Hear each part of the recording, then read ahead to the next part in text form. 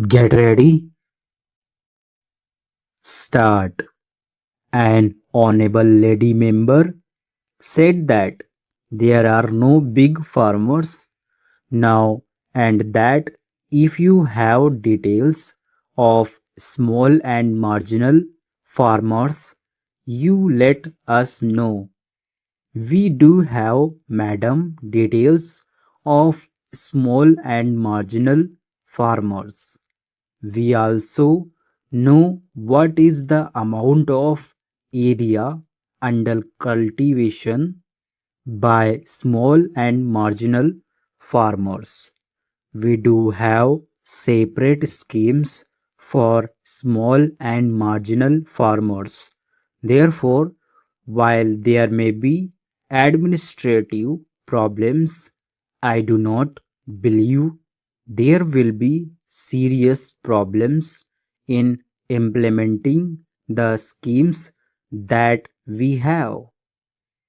Now, I think honorable member on this side, while quoting some of the statement which I must have made in my earlier period, said that the subsidy did not go to the farmers.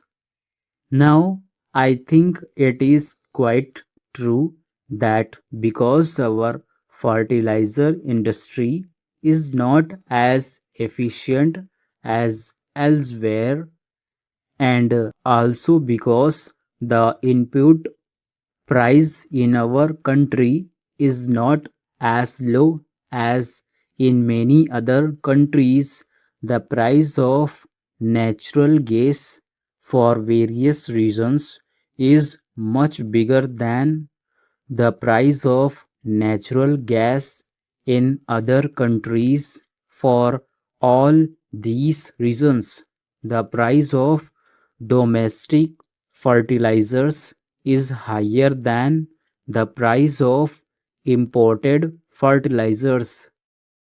If you have ample foreign exchange, then we simply say, well, the loss making units in the public sector or in the private sector, we could allow them to die. We would not starve our farmers, and we would allow our farmers import of whatever fertilizers were needed. I mentioned more than once before that. Unfortunately, that option we do not have. So, the choice that our farmers have is not cheaper imported fertilizers versus no fertilizer. The choice today is to have only domestic fertilizers. If you say that you are not going to have that, well, we cannot give them important fertilizers in the situation when foreign exchange is simply not available. I was also asked about the disparity between the urban and rural areas. Now, I do share this concern while replying to the debate on the other side.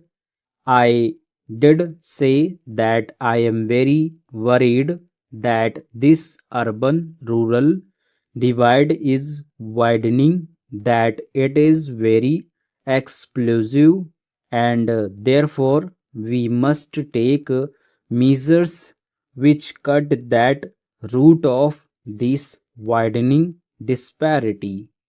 And I also said in the other house that if you look at this problem in depth, you cannot solve these tensions by giving subsidies to 70% of the population.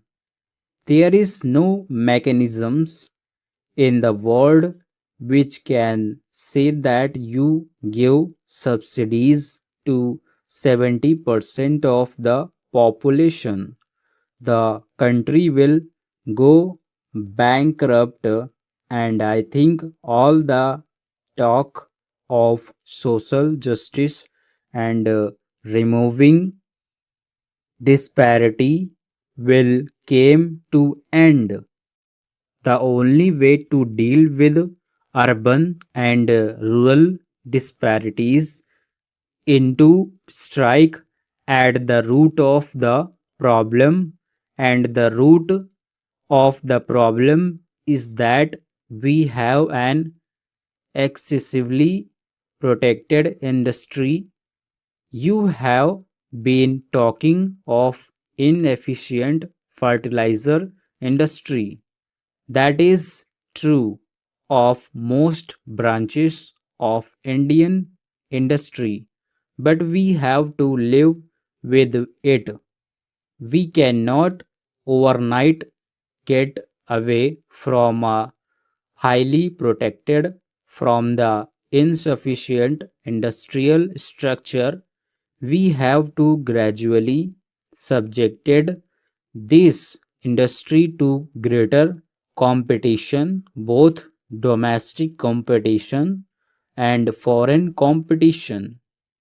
We cannot afford to kill our industry, because if you kill that industry, the farmers would be the sufferers. And that is why we have this new strategy which seeks to reduce the level of protecting given to industry. If that strategy works out, you might see in this country for the first time a most emphatic program seeking to bridge the gap between the rural and urban divide.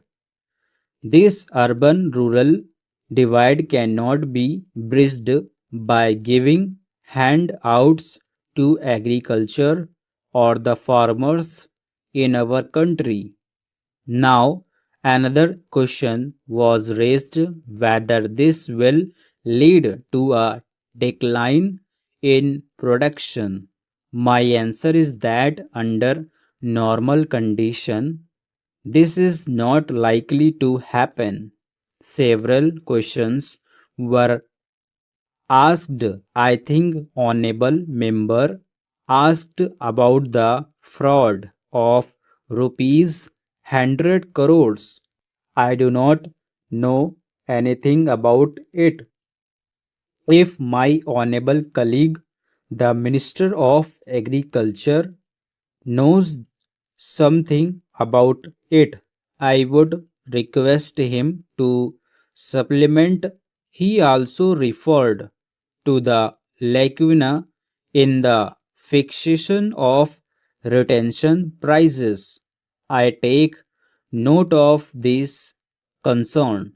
I will have it conveyed to the Honorable Minister of Fertilizers as well. The suggestion that there ought to be a parliamentary committee to look at the whole system. Then, one last question, whether we are cutting subsidies or we are cutting expenditure as such. Sir, I mentioned in my budget speech that we are now in the process of cutting expenditure, wasteful expenditure, wherever it exists. We have cut at one go the export subsidy worth rupees 3000 crores. We have also reduced subsidies in a number of areas. We have also begun a process of looking at all administrative expenditure.